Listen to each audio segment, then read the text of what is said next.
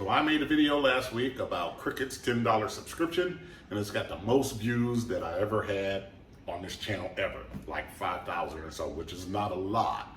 But right after I made it, Cricut walked back a little bit and then walked back all the way their new rollout. Coincidence? Yeah, probably. Does it change anything? No, I think you should still move forward. And today we're going to go over my setup that doesn't use Cricut. It uses a silhouette, and it doesn't use Design Space, and none of your files are stored in the cloud. So if you would like to see an alternative setup to a Cricut Space, I'm going to show you how I do my setup today. So just stay tuned.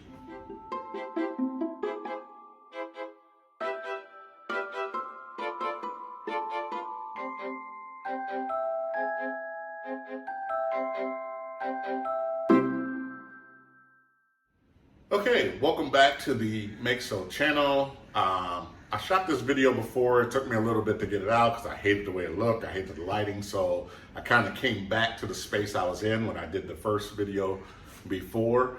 But I do want to address, we've got a lot of new subscribers. A lot of people watched the other video, and this is sort of a follow-up to that video. So I feel like I need to share with everybody, the new people that came in, what our channel is and what our channel is about. This is the Makeso channel. Makeso is our physical makerspace in Boat Key, Singapore, where we give craft classes, and it's a craft workshop where people can come into the space we have a nice coffee, listen to some nice music. It's a nice place to craft. We give classes on projects that we do together. We also let people locally that teach things that we don't know come in and say, hey, I want to hold your space to hold a project teaching session. And we also do things where groups come in and have parties or like corporate team bonding that they do, and that's what we do physically here. But in doing that, we created a lot of different products to help our students with various things moving forward. The most famous one is the t-shirt guide. We made the first ever t-shirt guide that everybody has now. I made that back in 2019, and that was a product of one of our classes that we were doing here in Singapore. And we sell our products through Hestai, our brand called Hestai, which we sell on Etsy and we sell on Amazon, and we have our own website. All of that is going to be linked in the description of this video below if you'd like to go see that.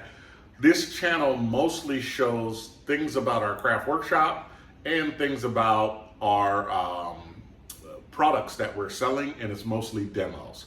So we're not a big YouTube channel. We're not like trying to be influencers. We're not like the place to go to say if you want the insider Cricut information, because we don't have it.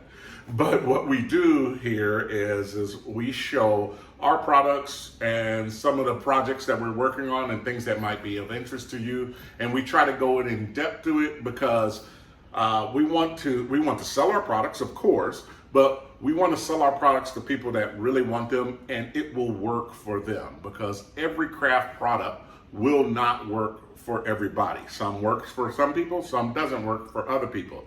And I think that was the crux of this video, about the flexibility that we're trying to provide, and what we didn't see in flexibility that Cricut was doing in their last, before they walked back that thing. And we were interested in it because we are craft users just like you're craft users. And so basically that's what we're doing here.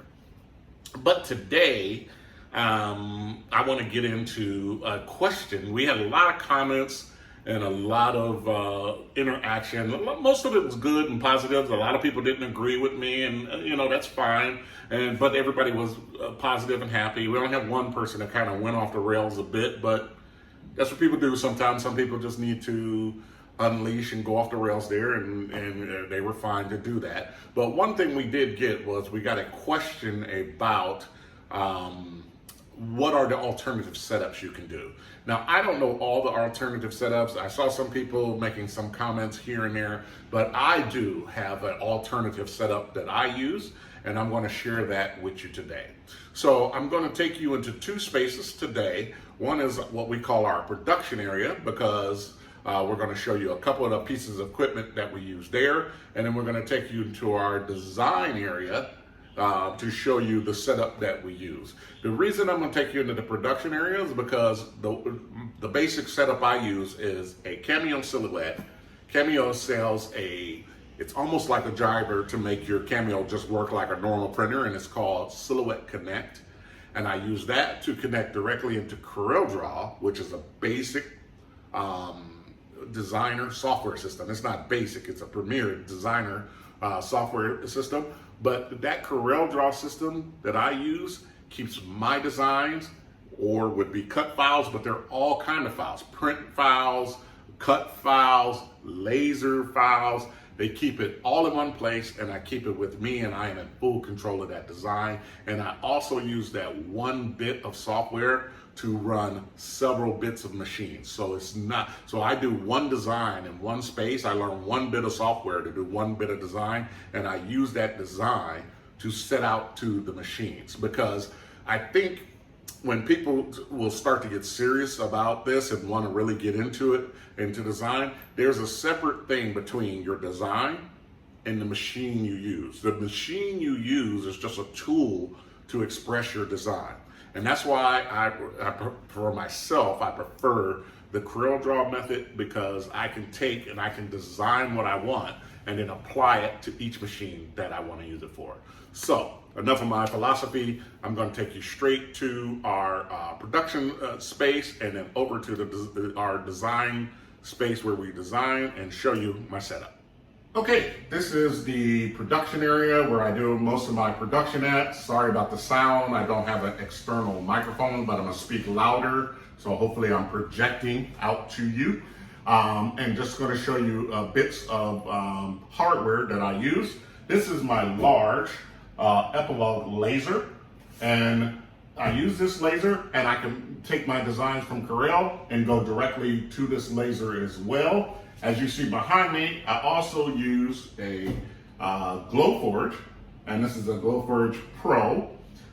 Interestingly enough, Glowforge runs a similar style of usage as Cricut. They have their own design space, and everything is kind of proprietary. All your designs have to be uploaded to the cloud. So I don't do a lot of work with my Glowforge.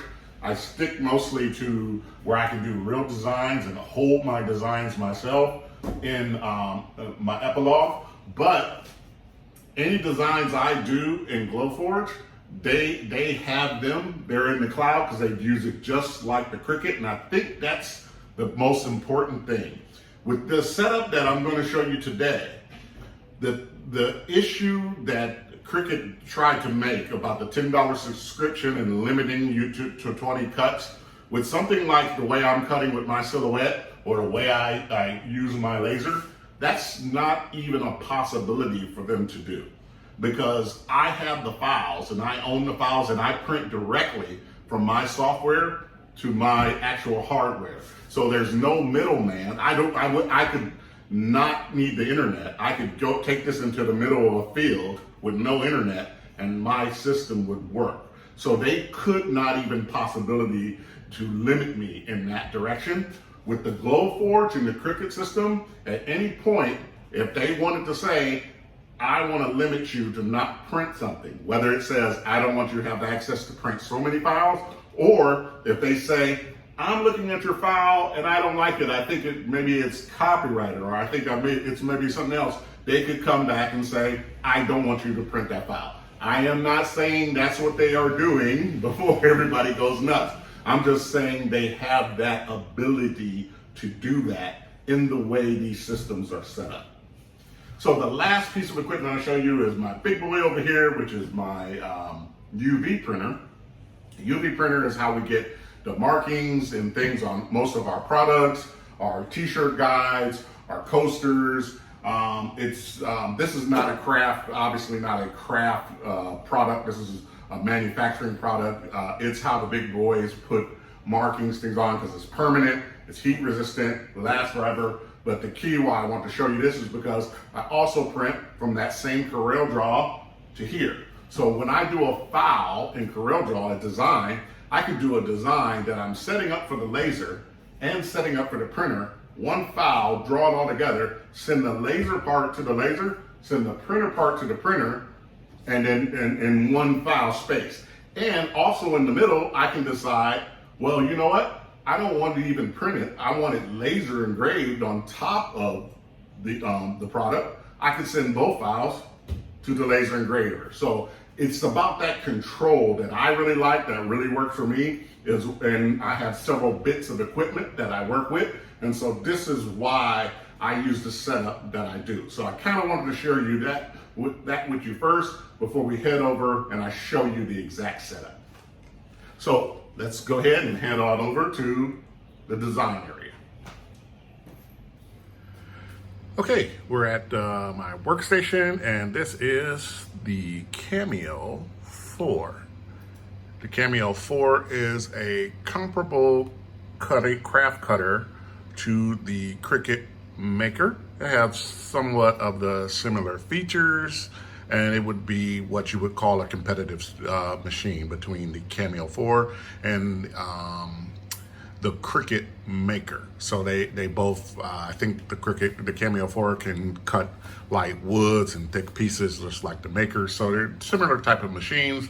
But with my setup, the difference is that the Cameo came with, well, it didn't come with, it had an offering of what's called a Corel Connect, which basically treats the Cameo to like a printer and provides you a driver just as you would have for like an Epson printer. You buy the printer, you get the driver, you send your information from Word, Excel, Illustrator, or Corel through the driver to your printer, and it prints. This works exactly the same way.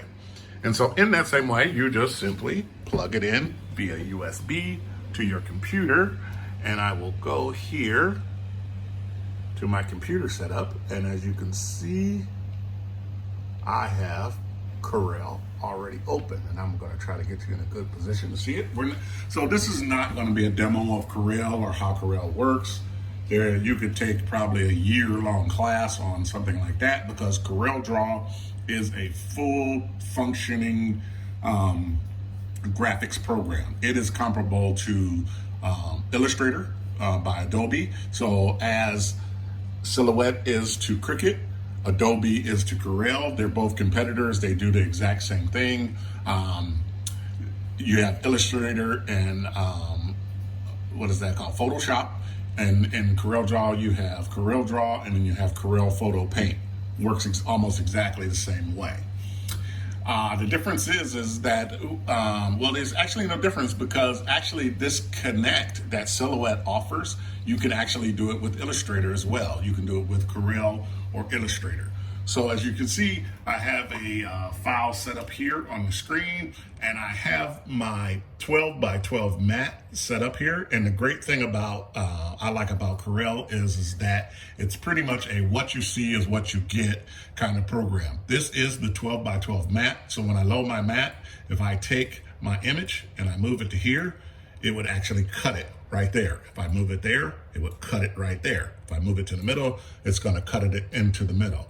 Again, also, if I take the layers and cut one off to leave it, that layer will not print. So I have full usability and functionality, just like you would have anything in Design Space, except for this is a full functioning graphics program. So it's going to be much more powerful, a much steeper learning curve. It's going to be harder to learn, but the skills you gain by learning a CorelDraw as opposed to learning a Design Space is much more. CorelDraw is a functioning program that's used as a professional in the industry.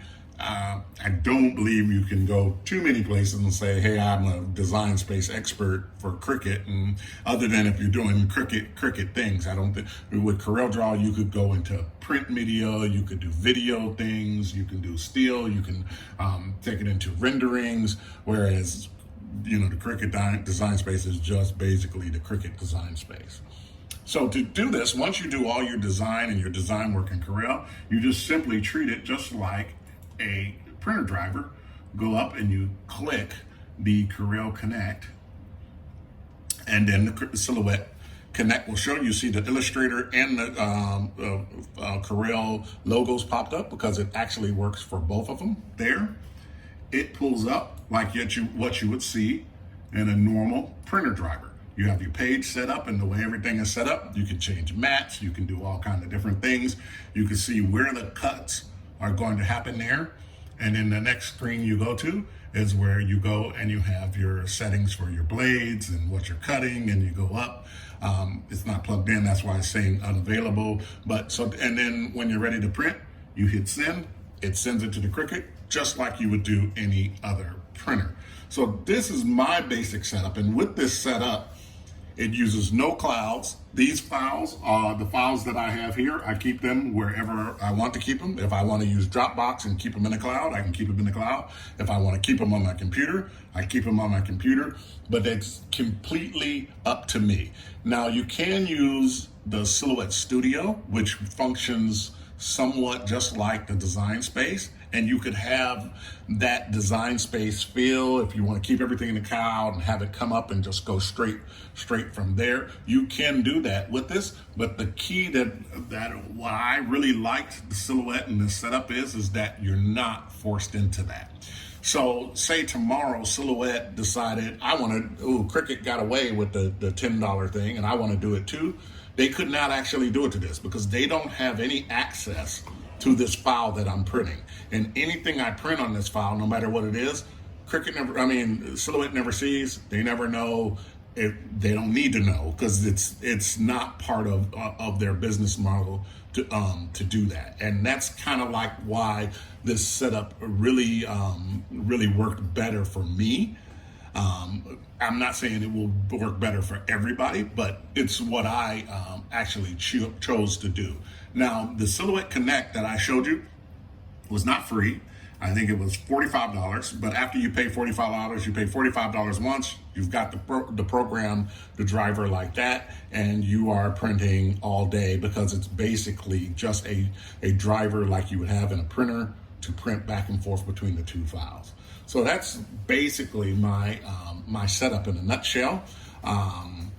Again, like I said, it works for me. Maybe it doesn't work for you. Maybe you have some questions to see if it does work for you or how it works, or to go into some details, just ask in the comments below. But I just wanted to share with you guys how I'm doing my setup and what my alternative is for it. Now, I've actually heard a couple other alternatives that I'm not familiar with, files that can, software that can cut directly into Cricut, a Cricut Maker, and make it run like it's just a driver. But I don't know those directly, and I am looking into that, and I have people giving me some information on that. So that's basically my setup in a nutshell. I want to thank everybody for watching. Thank all the new subscribers and the new people who are watching this channel now. This is probably going to be not the last one we do like this, but we're going to move back to our what we do regularly, which would be more like demos, or you'll see some stuff for our classroom for here. We've got a new product to demo, so that will probably be the next video I do. I'd like to thank everybody for watching. If you want to subscribe, if you want to like it, or if you want to comment, please do it below. Please check out some of the crafting products that we have and interact with us. We're new, we're very small, and we're looking for crafters that say, hey, have you ever thought about doing this? Or, hey, can you make this for us? Because really, it's you guys who drive the crafting community, and we're all a part of it, and we want to work with you guys in the crafting community to do that. So again, thanks for watching. I hope it's not too long of a video, and I'll see you in the next one.